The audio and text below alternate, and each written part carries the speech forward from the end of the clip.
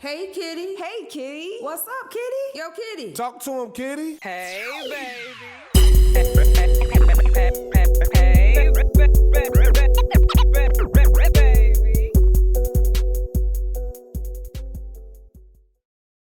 Hey, babies. Welcome back to another episode of Talk to Me, Kitty, where the conversations are true, honest, transparent, but not always pretty. I'm your host, Kitty Rose, and today we have an amazing guest. Ladies and gentlemen, TySpeaks. Hello. Hey, Hi, baby. How are you? Let me go ahead and put this out here. The aesthetic.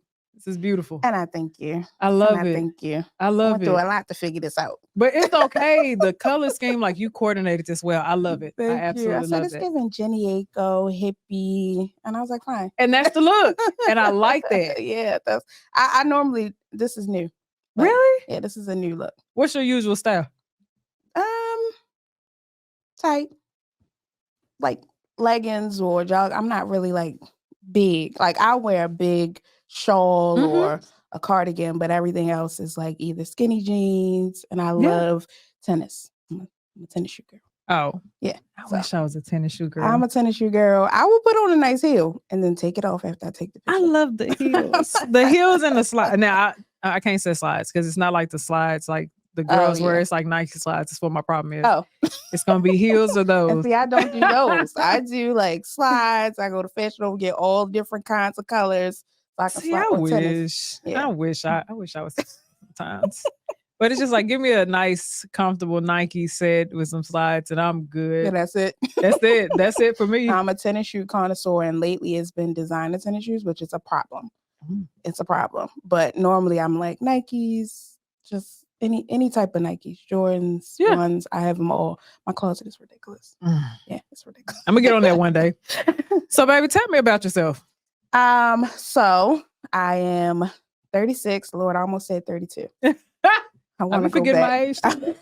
Forget too. 36, mom of 2. I just started this year as a life coach. Okay. But I have been in property management before that for about 15 years. I tried to do like the entrepreneur thing, Yeah. but I kept saying, oh, entrepreneurship is not for me. Everybody doesn't have to be an entrepreneur. Like I kept saying that to myself. Mhm. And then I started like a spiritual journey more than religious one, trying to like figure my life out because it was in shambles. So back in 2021, like my relationship fell apart, my kids, everything fell apart. So I was like, I gotta figure something out. Mm-hmm. And from there, the beginning of this year, the end of last year, I was like, I want to be a life coach. I went through a life coaching program Mm-hmm. in 2022. Okay. It was 8 weeks, and it changed my life. Good. And so I was like, I want to do that. Yes. So I took the classes. It got, I have spiritual advisors, and I'm really into like tarot and things like Mhm. that. So I started down this rabbit hole of a spiritual journey. Mm-hmm. It's like, I don't know what to do. I don't know how to do it. But mid-year, I started doing engagement speaking and motivational speaking.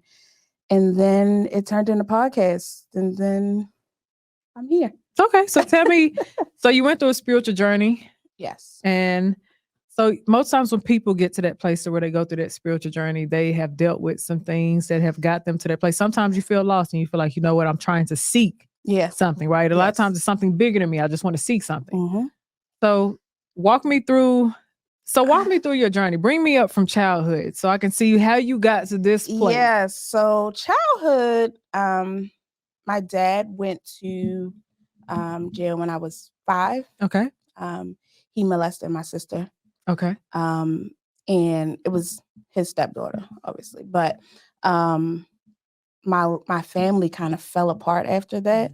And as a single parent at that time, my mother, she was trying to make sure my sister had help, put her in counseling, things like that.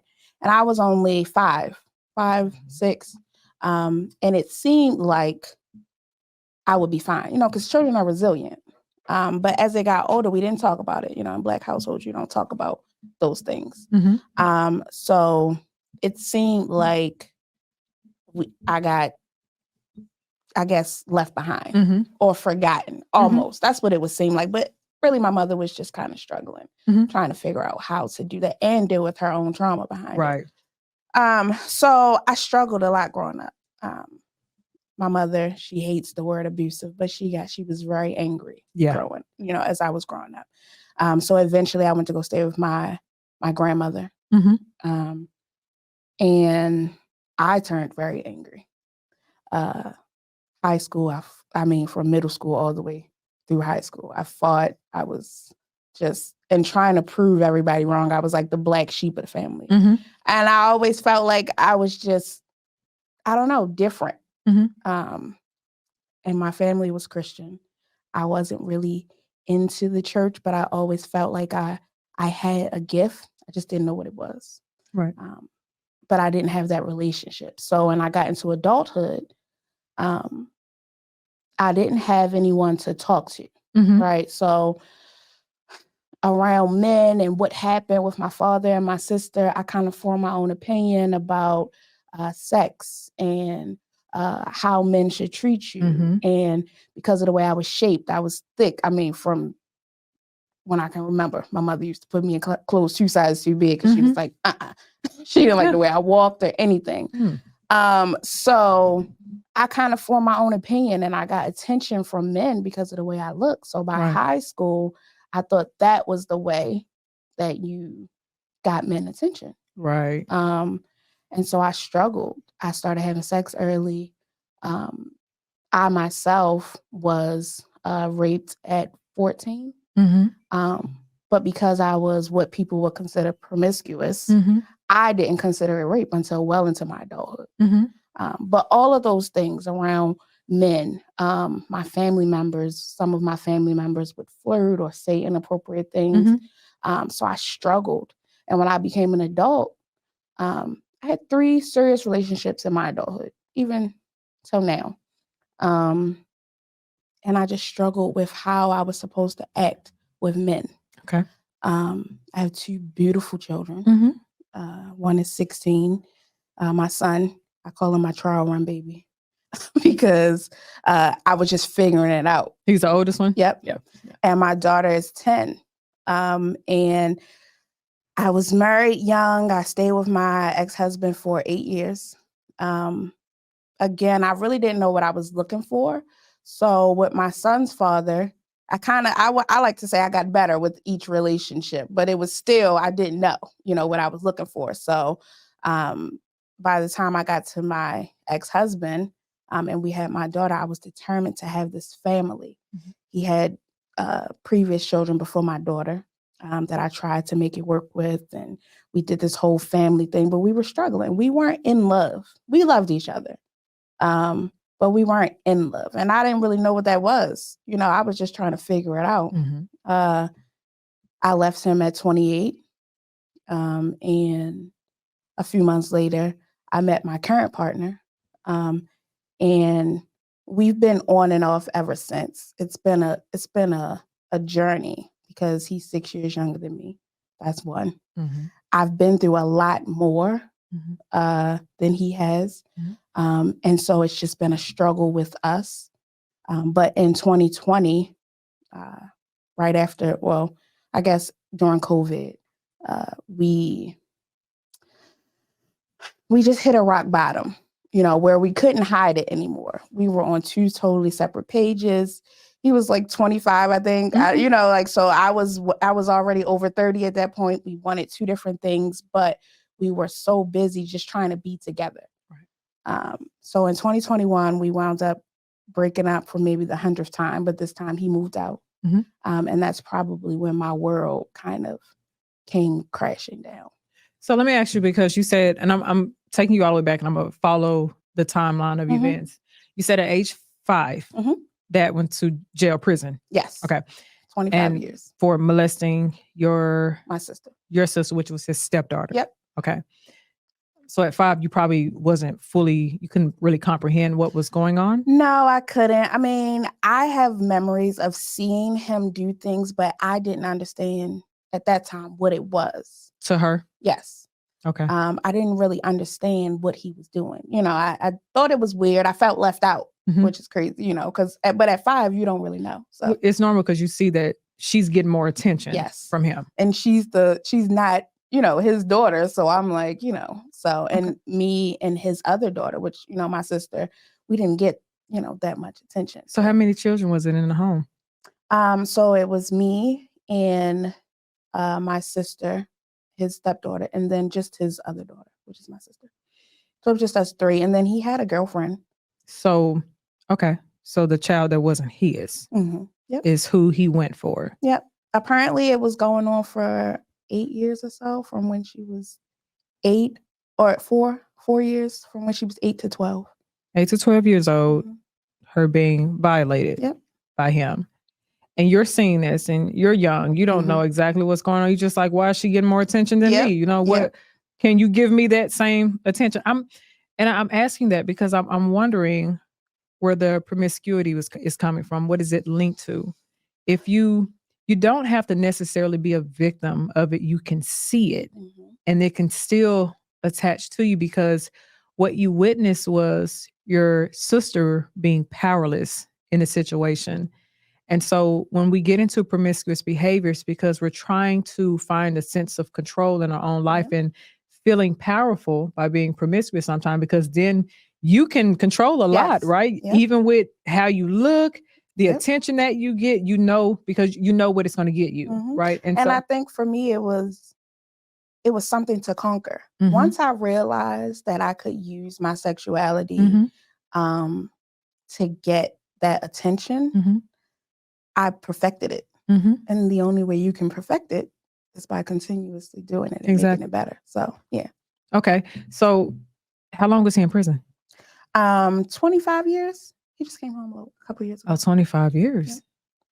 Okay. So that was complete absence. Yes. So maybe when I got to high school and I lived with my grandmother for a while, his side of the family came around, and my grandmother allowed me to try to have a relationship with him. And I tried for a while. It just always felt off. I'm one of those people where if it's forced, I can't do it. So we did try. And then it kind of faded off. And your mom did what a lot of women don't do. She actually tried to protect your sister. She did. So they weren't together anymore. Got it. But I believe, and I hate trying to tell her story, but from my understanding, she told one of her friends, her friend told her mom, and then her mom called my mom, and it kind of started a whole snowball effect. Okay. Yeah. But mom, he was put behind bars. Yes. Because that you violated her for years. Yep. And I had to testify. Wow. Yeah. I didn't see much, but what I saw, again, when I told them what I saw, they knew, but I didn't know. I'm just like, this is what I saw. This is it. And without me getting too invasive, because I don't want to get invasive in something like that, you saw him touching her inappropriately? I saw them underneath the covers. Okay. He sent me upstairs. I didn't go upstairs. I sat on the steps because I was upset. Like, why do I have to go upstairs? She's not going upstairs, So I sat on the steps. I wanted to know what they were doing. And I saw them underneath the covers all the way over, covers over the head. I didn't see what went on, but I went upstairs and told his girlfriend at the time. She was asleep because we were downstairs watching a movie. And she just brushed it off, obviously, because I'm not really conveying like, okay, they're under the covers, with their heads on, I'm not saying, I'm just like, well, daddy sent me upstairs, and Nikki's downstairs, whatever. So, yeah, that's what I saw. Did you ever hear anything? No, I don't think I heard, I don't really know. Okay. That is the vision that I've always had. And that one thing stuck out to me always. Outside of that, I have this habit of kind of like blocking things out. So I don't really know. But that's just to protect alone, you, and that's a defense mechanism that you're using, which is appropriate in these situations. It is, because that is traumatic. Yeah. Like I said, you don't have to necessarily experience it firsthand. You can see enough of it for it to still affect you. Yeah. So 8 years she dealt with that. Yep. And my mother, I think it was like mandated therapy for my sister. And then we tried to do family therapy, but a single mother, she was working like 2 jobs at that time. I think she picked up a third one after. You try to stay consistent, but at 5, if I seem okay and I'm still playing and I'm still, doing whatever, it kind of just, my therapy kind of fell to the wayside. They focus more on my sister. By that point, she's 12, 13. So, she's trying to deal with that trauma. And I probably was fine at 5 or 6, but growing up trying to process that. And by the time I got older, my mother had herself found a way to not deal with it. She didn't talk about it. She didn't want you to talk about it. Nobody talked about it. It was a thing that just didn't happen, actually. To suppress it. Yeah. So trying to process that as I got older, I had to process it on my own. It was to the point where we couldn't even talk about boys or anything in general in the house. I wasn't allowed to date at all. I couldn't say I liked the boy, nothing. And so I had to process all of that on my own, what I thought happened. So as a mother now, you being a mother now, understanding how it changes once you get into motherhood, and that at this point, the protection of your children is so much more than yours. Their survival is so much more than yours. Do you kind of understand now, like, some of the experiences that your mom probably went through? Oh, yeah. I mean, especially because, ironically enough, in 2020 or 2019 or so, my son, who we now know has Asperger's, assaulted my daughter. So we knew that he was different, but we didn't know what was wrong. We just knew, mentally he, wasn't as mature as his age. Yeah. And they are 4 years apart, or 6 years apart. So, but mentally he wasn't. Yeah. So dealing with that was hard because you don't have to think about it as the parent until it hits your household. And then I understood why, because I wanted to shut down myself. So let's look at the layers. You witnessed molestation. You witnessed it. Yep. And then on top of that, after all of that took place, you had a mother who started to shelter you, to try to protect you. She started to shelter you. Okay. You couldn't be around boys. You couldn't really talk to boys. You couldn't really even talk about it in the household, but you had a desire. Yep. You were attracted to boys. Yep. So witnessing something, and you see as a child, your mind's not fully developed. So what you probably witnessed was, and fully probably still really didn't comprehend the severity of the situation. But I see that if you do something for a guy or a man, it gets you attention. So you take on this belief that you have. That's a belief that you take on. And then the fact that you were sheltered and you couldn't really explore to be able to see things for yourself. So then here's the curiosity that really starts to kick in. So the curiosity kicks in.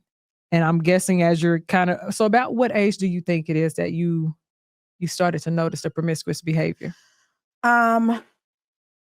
So me and my mother started having a lot of issues around 13. I started running away, just kind of acting out because I wasn't being heard. On top of that, she was just so angry all the time. And I couldn't talk to her about it. So I want to say I had older cousins, and by that time I had a stepsister who was older than I. They were talking to boys. So maybe around 12, I got curious. But around 14, I myself was molested at 14. And after that, it just took off. You would think that I would be maybe traumatized by it. But again, at that age, I didn't consider it. I considered me being at the wrong place at the wrong time. I didn't have anyone to really talk that out with. So I processed that as well. And then it just, at 14, I was. So 14 up. Okay. So about age 14, which is about normal age where curiosity and things and hormones really start to peak for little girls and things like that. So you being promiscuous kind of in a sense and being able to control the situations kind of made you feel liberated. Yes. In a sense. Very much so, especially since when I went to go live with my grandmother, I had an older cousin there who had, his friend. I mean, we're talking about adults. His adult friends would flirt with me, would say things, guys in the neighborhood. It just felt good. Obviously, I didn't connect that to not getting that attention from my father and watching my sister get attention from an older man. At 14, you're not connecting all of that. I just felt like, oh, okay, this is how you do And it. these are older men saying things to you. Well into their adulthood, maybe 20s, early 20s. Yeah. What are some of the things they said?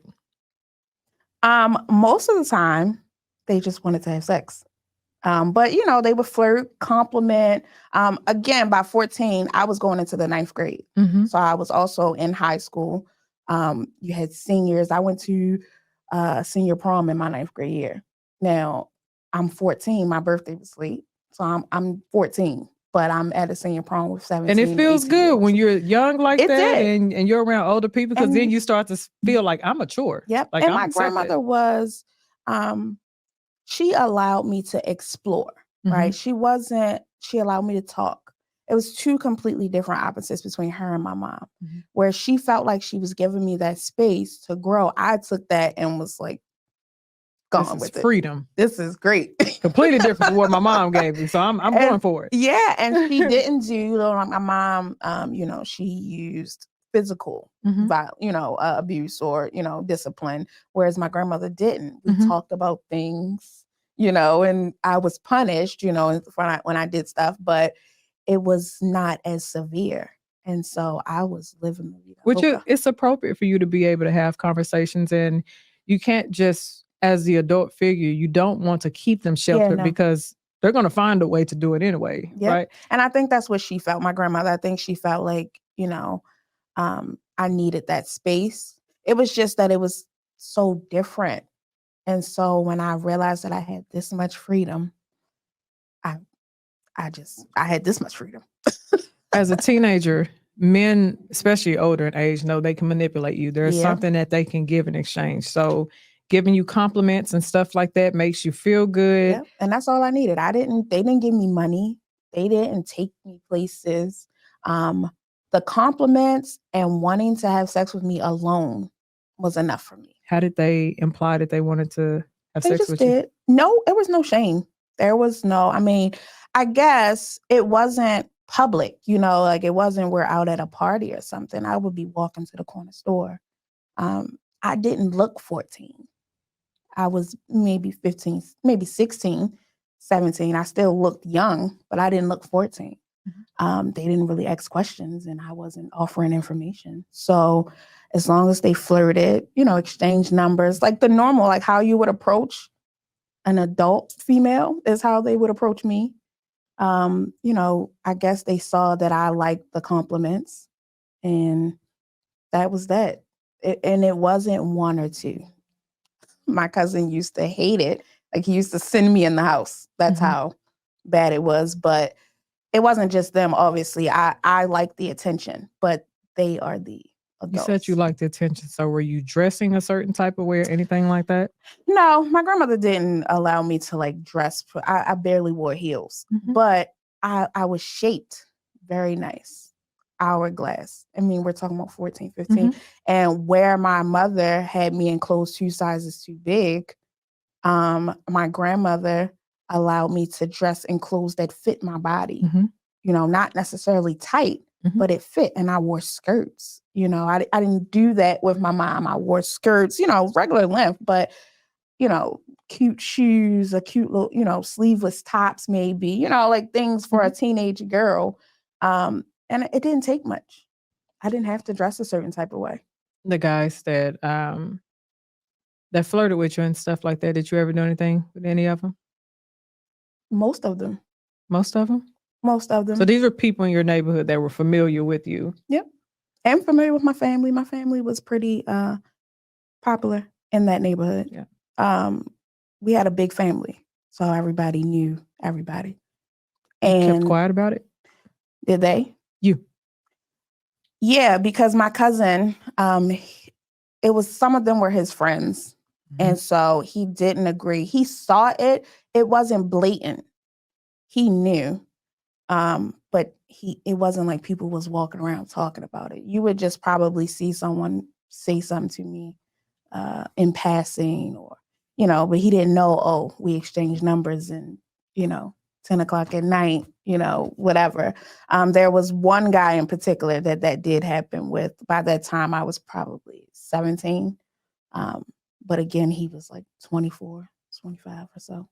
So getting that which is more so sexual attention, getting that sexual attention from these people, and you're seeing, okay, the experience of it when you're engaging in activities with these guys and things like that, how you felt is what I'm curious about.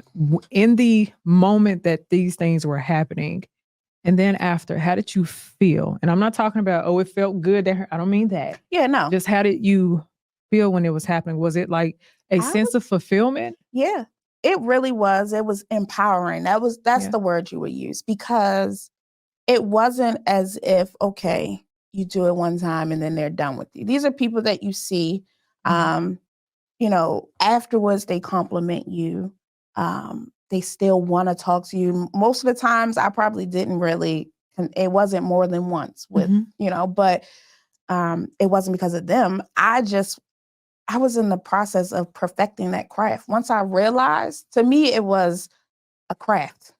It was something that would get me where I wanted to be. So it wasn't emotions for me. When do you feel like that behavior started to kind of dwindle? My senior year. Senior year? Yeah, my senior year, I started wanting a relationship. By that time, people didn't really take me serious. No one was talking out loud, but you knew who I was. You knew the name that I had.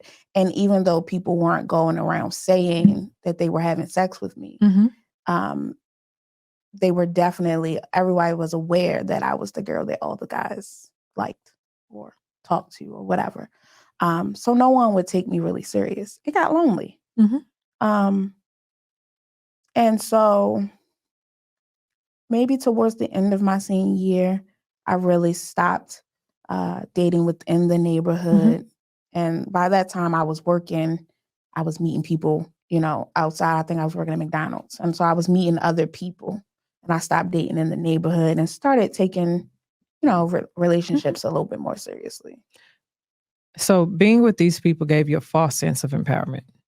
Very much so. There's a false, so about when did you get a real sense of empowerment?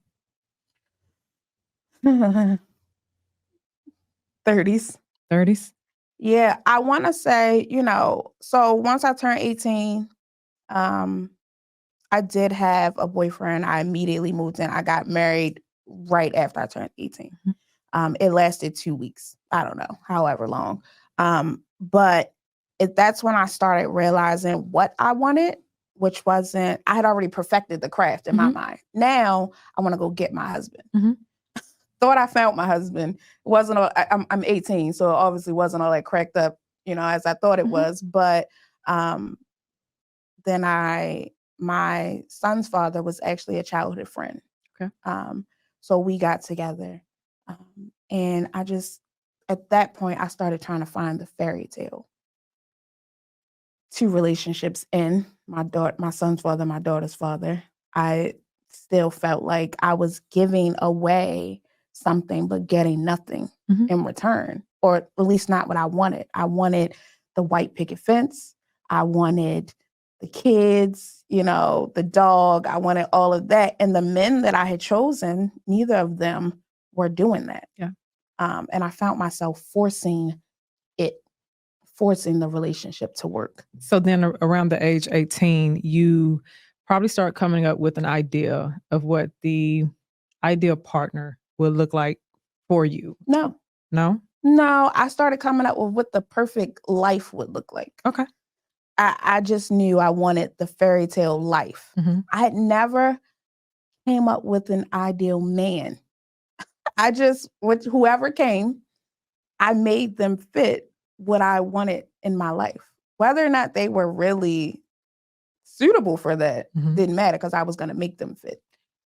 So you didn't really care too much about the qualities and things like that? No, I will say, like I said, each man got better you know. So the first guy that I did marry right out of high school, my son's father was a little bit better than him. He looked a little better. He's, you know, he talked better. He was smarter, but that didn't work. So then after him, I found my daughter's father, who was going to school at the time. He was driving a nice car. So as time went on, I kind of just caught on to, okay, I don't like this. So now, as long as he has this. What was your worth attached to when you were younger?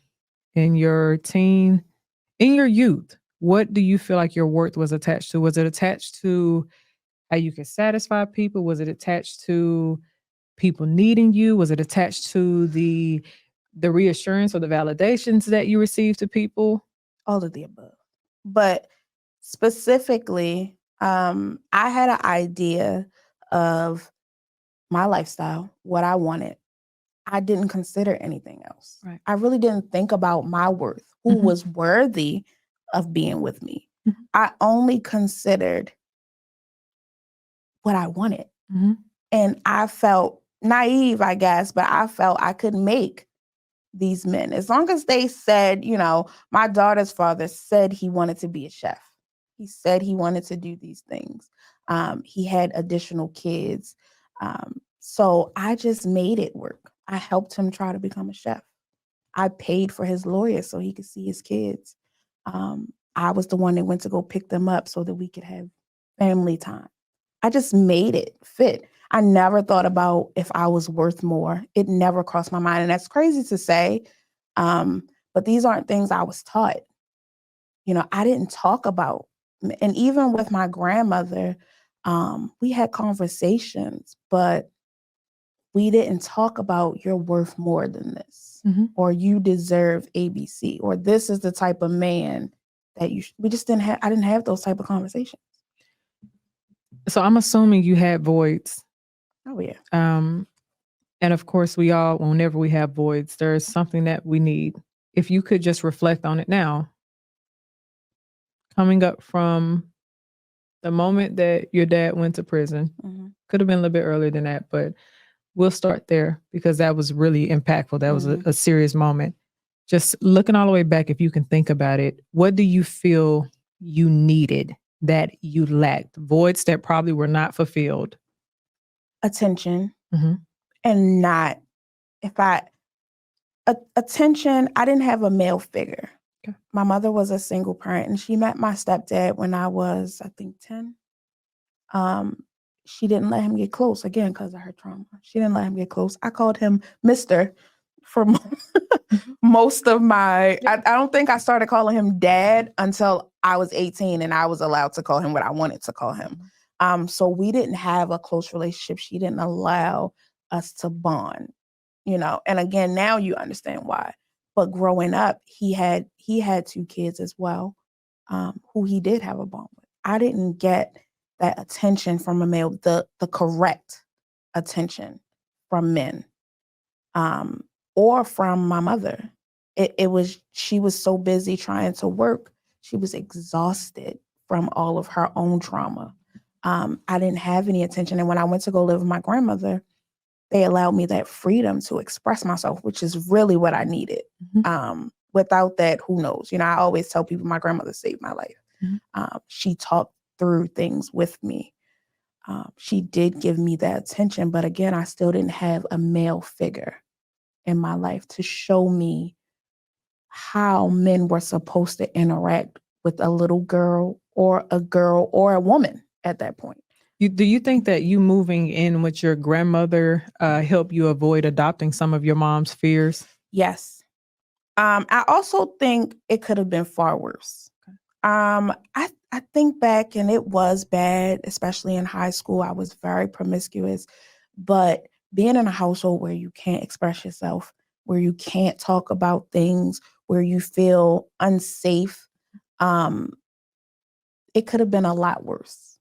And some of my family thought, you know, that I would be a teenage mom or I wouldn't graduate high school because of the way my grandmother allowed me to fluctuate. But we also had nightly talks. And she had her own way of discipline and her own way of dealing. So she made sure I made it through high school, not pregnant. We talked about birth control. She didn't put bars on the doors, but, she knew I was having sex. So she made me get on birth control and she would not let me get off. I had to beg her to get off in my senior year because I didn't want, I wanted to lose weight. I was gaining weight. And at that time, it wasn't cute to have, a big butt and all of that. So I just wanted to lose weight to fit into my prom dress. And so, she did things. She put things in place. We talked about safe sex. We talked about college. She said, if you're not going to college, you got to be out of here 18. But you go to college, you can stay here as long as you want, So it was just different things. If I would have stayed in my mother's house, that wouldn't happen. She'd have pretended it didn't exist. She did. I remember I went back to live with her in my 9th grade year, or 10th grade year, and she still didn't want to talk about boys. Mm-hmm. I mean, at this point, I was 15, turning 16. Mm-hmm. I was going to ring dances, and she didn't want to talk about it. I couldn't do extracurricular activities because she didn't want me at the school after hours. So I had to quit running track. She was just really overprotective. Mm-hmm.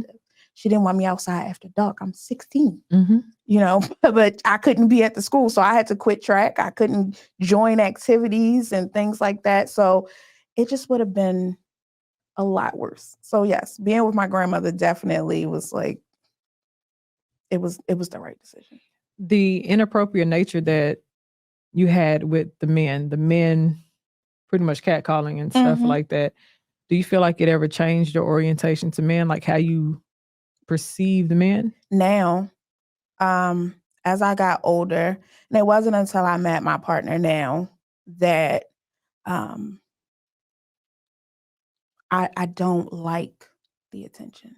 There was a point in time where I went through a phase of disgust. Mm-hmm. I don't even even now I struggle with men even complimenting me on social media and stuff. Mm-hmm. It makes me uncomfortable. Mm-hmm. And I had to work through that because obviously just a man telling you you're pretty or hey, beautiful or something like that is harmless. Mm-hmm. But to me, don't talk to me. Mm-hmm. Mm-hmm. Don't even look at me. I don't want it. I don't like it, but also my current partner is very loving. It wasn't sexual. We talk, actually talk. Mm-hmm. It wasn't just sex. It wasn't just, okay, I'll take you, get something to eat, and then we go back to the hotel or we go back to my place. It was actual conversations. He knows everything about my childhood. Mm-hmm. I was, actually when I met him a couple months after my separation, I was trying to finish writing my book. Right. And he helped me to write the book. Mm-hmm. And, so after I met him was, I guess, when I started realizing this is what you're supposed to have. Right. And so it shifted how I felt about men. Before that, I thought that I needed to have that in my life. It validated me. And so you say that you kind of developed this, you went through this phase of disgust. Mm-hmm. at one moment. When you took the time to look back on your decisions that you made mm-hmm. in your life, mm-hmm. in that stage, what were the feelings that you had towards yourself? I blocked a lot of it out. I played victim for a really long time. Mm-hmm. I never looked at my decisions as my decisions. Mm-hmm. I blamed my mom. I blamed my dad. I felt like they were supposed to protect me. So a lot, until I started this spiritual journey, I can honestly say, I played victim. It was everybody else's fault. And I was just a victim of circumstance. I had to make the best choice out of the worst case scenario. Mm-hmm. Once I really admitted that I wasn't a victim and that I was actually making my own choices, I don't know the word. I felt I was in a deep depression for a while, though, because I didn't know now mm-hmm. what to do to get out of it. Mm-hmm. I was already here. I was 2 kids in. Mm-hmm. three relationships in, and my partner and I were on and off, up and down. Mm-hmm. You know, he had his, issues. We have a great friendship, a great bond, but he has his issues. He cheated, he did things. A lot of that played into my self-worth. And again, I projected again and blamed him for why I was feeling how I was feeling, or Mm-hmm. why I stayed, and different things like that. So it just, I never took responsibility. And once I did take responsibility, I was depressed for a long time. Okay, so here's my question now, because you said you went on a spiritual journey. Mhm. And you got into tarot readings, tarot cards. That's what you said? Tarot cards. I look to spiritual advisors for things like that. Yeah. Okay. I pull my own cards, but I don't read for people. Okay. So at one point in your life, you got your sense of power from promiscuity. Mm-hmm. And then on your spiritual journey, because when you're practicing tarot and you're in tarot cards and stuff like that, you have a different sense of power as well. Yes. Is it anything outside of that makes you feel powerful? Now I find power in doing things for myself. Okay. First time things. My first time traveling alone.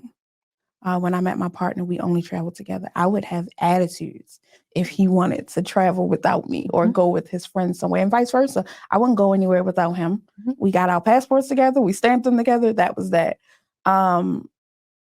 When he moved out in 2021, there was a lot of loneliness. Mm-hmm. And for the better part of 2021, I was depressed because I was alone. Instead of using that aloneness to, do things for myself, I just sat in it. Mm-hmm. Towards the end of 2021 and 2022, I really started I took my first trip alone to Miami. And then I made it a point to start doing things by myself. Took myself out on dates. Took time away from the kids. I would go out at least twice a week just to have fun. Things like that. And then stepping out of societal norms is a big thing for me. Mm-hmm. I am learning now to figure out what it is that Ty wants to do. Mm-hmm. That's outside of what society says, even if it's unconventional, which is hard. Right. But every time I make one of those steps, every time I choose to do one of those things, that's how I feel like I gain more power and I gain a bigger voice for myself. Okay. Yeah. Okay. I like that. In your upbringing, did you have any spiritual or religious counsel? Like were you all in the church? Did you all have any spiritual practices? We were Christians. My mother, even if she didn't go, she sent us to church. Right. My grandmother was the deacon and, the secretary or whatever it is that, at the church. So my family now still is big on Christianity. And I tried to fit into that mold well into my 20s. And then my current partner, we both aren't very religious people. Mm-hmm. So I didn't have to pretend, mm-hmm. Anymore.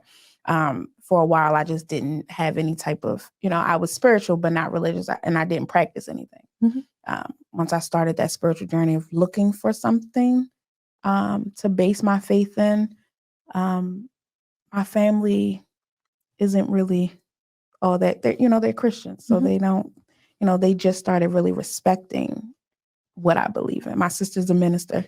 So, yeah. So it gets kind of difficult. That journey alone is kind of lonely. Are you kind of like the black sheep of the family? I very much am. And everybody jokes about it, but yeah. We all know, like, I am the black sheep. I'm the one that kind of goes off and do my own thing. Mm-hmm. But I was also the first one to graduate college.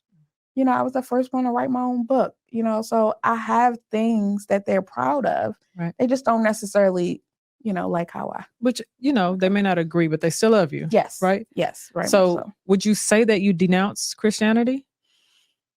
Yes. Yeah. And that's tough to say because I know I get a lot of pushback, but it's not just Christianity. I just denounce religion. Yeah. I'm very spiritual. I call my higher power God. Mm-hmm. Right. So, but I don't get into the specifics. I don't figure out, if Jesus is Jesus or if he, Jews don't believe it. It's too confusing for me. Mhm. I just like to know that I have a higher power. Right. The end. I know some people who are on spiritual walks and they've denounced Christianity. And when they assign God, they say that many of them don't believe that God is necessarily one thing, like God can be anything. So Yeah. is that something you believe in, or? I believe that God has, or there are multiple things working together. Right. And that was one of the reasons why I came out of religion, Mhm. because I do feel like there is God. I don't know why, or I feel like God can work with angels. Mhm. He can work with the universe. Mhm. A lot of people, they say, oh, the universe is the devil. I don't know why they can't all coincide together. So that's what I believe in. And I don't make it complicated. Even in spirituality, especially tarot readers and things like that, and they denounce all of these religions. I think they all work together. If you look at all the books, Quran, Mhm. the Jews don't believe in the New Testament. They Mhm. only believe in the Old. It's the same book. Mhm. It's different. Even the Quran, they believe that Jesus is just a man. Okay. It all gets us to the same place. Even with spirituality, I don't subscribe to witches and, or things like that. I just believe it's all possible. Right. Yeah. Okay. it. So tell me about your adult relationships. Tell me about how they've start at 18. Okay. Start at 18. I promise you, I can't even remember how old that man was. But I met him at 17. I just remember it was right before my prom. He was older than you. Yes. Okay. He was in his 20s, maybe I don't know. He wasn't that far Mhm. off. And so obviously he didn't go to my prom. But my birthday's in November. So after I graduated, I turned 18 and we were married by February. Wow. Yeah. Okay. So we didn't know each other about a year before we got married, moved in. And I mean, when I say my grandmother's supportive, she's very supportive. I used one of my old prom dresses Mhm. as a wedding dress. She had a little reception at her house. My family came, brought me gifts, but that put me into a box because at that time, I was trying to prove to everyone that I could be what they thought I couldn't be. Mhm. I was this promiscuous girl that no man took seriously. Mhm. Everybody thought that I would be a teenage mom. I wouldn't graduate high school. So I had this checklist of things that I was doing. Okay. He just happened to be there. It could have been anybody.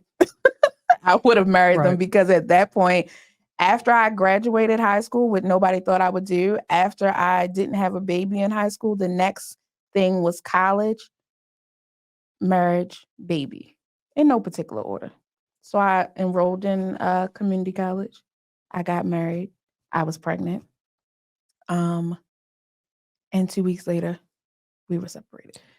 Do you feel like that was your purpose, or did they give you that sense of fulfillment to know that you can check those things off on a list? It was really empowering.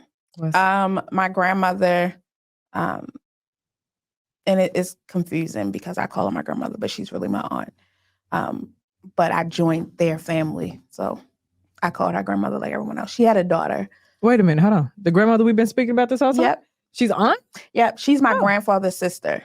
Oh, okay. Yeah. But when I joined that household, everybody was calling her granny. So I did. Yeah. So, and she was my grandmother and she had a daughter and I called her my mother. So where was your maternal grandmother at? Your biological grandparents? She was around. My grandfather's side of the family was very close. Okay. My grandmother's side of the family is not. It's very scattered, very spread out. So I grew up a lot around my grandfather's side of the family. And my grandmother was around. I saw her, but she wasn't grandmotherly. She'll tell you that now. She didn't cook. She wasn't like Big Mama's house. Was Granny in the streets? A little bit. Granny liked the streets.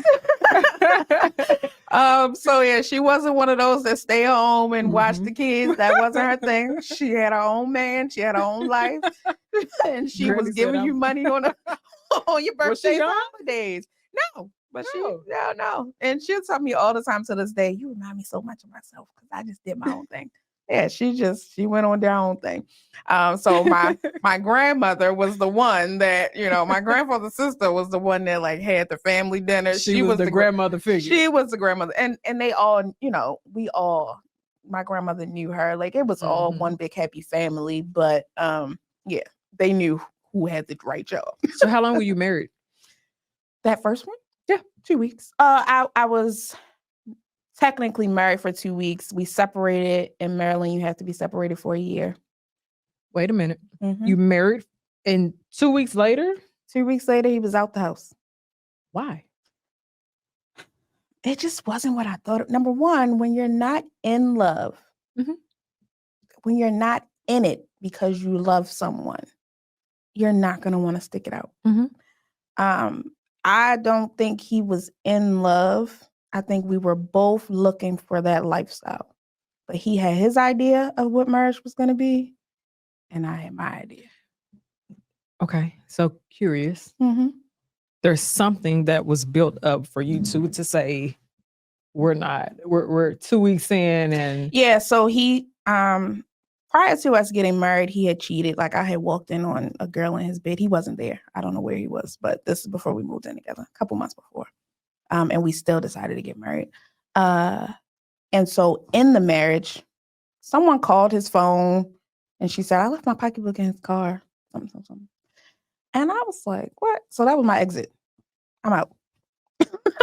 I was already scared though. We were already, he was like, you can't go anywhere without telling me. You can't do this, that, and the third. And I'm like, I didn't know what marriage was. I just know I wanted to be married. So, and you being able to have the freedom and independence that your grandmother allotted you and I'm to finally have. 18 with my own place, and you telling me I can't go nowhere? Yeah. I'm out of here. Yeah. I was just waiting for an exit. And so when the girl called his phone, that was my exit. Now, whether or not she wound up saying she had the wrong number and he called her, she called me. It was a whole thing. They called me on three-way so she could explain she had the wrong person. I didn't care at that point. I was like, oh, well, it's too late. And I didn't believe him because of what had happened a couple months before. Got it. I don't even necessarily know if I really thought about it. I just was like, oh, it's too late. I'm out of here. Okay. So there's certain things in your past that you consciously block from thinking about. I promise you, I don't know his birthday. I know his first and last name. I don't know how old he is. So then let me ask you, do you have a hard time really truly, or in the past, I'll say in the past, did you have a hard time really truly connecting with the person, like the intimate details of that person's life, the things about them? No, I was very much invested. I think that was probably part of the problem. I was more invested in that person than I was in myself because I was too busy investing in them to make them what I wanted them to be. So no, I connected with them, but with the sole intention of changing them and fixing them to make them what I needed them to be. Okay. So was it, I wouldn't say it was surface level, but it was definitely ill intentions. And I hate saying that about myself because I don't look at myself as a manipulative person. But it was manipulative. But that's what it is. Yeah. Sometimes people hear manipulation and they just like, oh, it's a horrible word. But I mean, everyone manipulates in some type of way. We all manipulate something, people, sometimes situations in our favor when we need something that's going to benefit us. But I had a God complex. And that stopped even recently. I have a God complex. You felt like you were superior to everybody compared to everybody else. And I'm else. helping you guys and bringing, helping you be who you should be. So you should need me. You should appreciate me. You should celebrate me. You should, You should appreciate this. And if I'm doing this for you, then you should just give me what I want because I'm doing all of these things for you. Have you always had that God complex? Always. So in a sense, that's kind of that. So did you have a need for control and power? Because I can tell that it's certain dynamics in your life that you were like, I can control this. Yes. And in 2021, I'm telling you. 2021 was the year. What? When my partner moved out, my son wound up assaulting my daughter for the second time, and he had to be taken out of the home. The first time he was taken out, but he came back after a few months. The second time he was taken out the home completely, like I had to find somewhere for him to stay. I lost control of everything. And I think that's why I went into such a deep depression, because all this time I had this false sense of control of my life. Even my partner, he got into a bad accident in 2016. He had necrotizing fasciitis, whatever, the flesh-eating bacteria. And he was in the hospital for a month. And when he came home, he moved in with me, moved down to North Carolina. I was paying all the bills. I helped build him back up, so to speak. And when he got back on his feet and he was back to his normal self, who he was before we got serious, I couldn't handle that. I didn't understand why he didn't just lay down his life for me and do whatever I said. In the relationship that you are in now, because you've been in this one for a couple of years now? 8. We've been on and off for 8 years. On and off for 8 years. What's been the problems? A lot of it is control. On your end or his? On my end. On your end? And he pushes against that a lot. And now I'm a firm believer that you have to allow people to be who they are and change at their own pace. Because with an alpha male, when you push, they will pull. You know, and I think a lot of it was that. I mean, he cheated and he did things that weren't great. But a lot of it was just a push and pull for us. If I forced the relationship, he pulled away. If I was like, okay, fine, he was like, all right. So you accepted him back after he cheated? Yeah. You've done that a course of times. You've done that even previously. Yes. Why do you let them back in? I can't speak. Well, this year has been different for me. Okay. Up until 2023, it was a sense of control. I wanted, at this point, 7 years in, we had invested so much time. I did not want to admit failure. And I genuinely believe he's my soulmate. So that, combined with the fact that I have a God complex and I cannot fail, had me repeating the same cycle over and over again.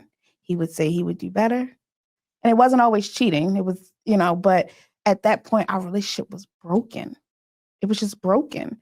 And I had to fix it. The God complex, the sense of control, the need to be in control, and having that power and putting yourself in a superior place to other people. Did you ever step outside of your own personal morality or your own personal integrity? Times, but it was always in the dark, right? I've done things that I'm not proud of. My partner, who I'm with now, he knows all of my deepest. A lot of people don't, which is another reason why our bond is what it is. But yes, I have. And it was also hard for me. This year was very transformational for me, especially becoming a life coach. I joined a women's group. I learned that I am not perfect. Oh my goodness. I actually accepted it because I didn't accept it. And my partner he is one of those things that pushes me. He does intentionally push me to be better. But some of his ways, some of our clashing has pushed me to change my perspective. I had to release control even of him. And it really wasn't until I released control and said, you know what, whether this relationship works or not, I'm okay. I planned things whether or not we were together. Did you forgive yourself for the things that you've done? Yes. And I forgave myself for accepting so much. We are in a place now where we have started completely over. I mean, to the point where, and I tell people this, our foundation was broken and we hit rock bottom and that foundation broke. I mean, we're literally at ground zero at this point. And it's so uncomfortable. But now Whereas before, I was distraught. I didn't want it to break. Mhm. Every time we started again, I wanted to just start where we left off. Right.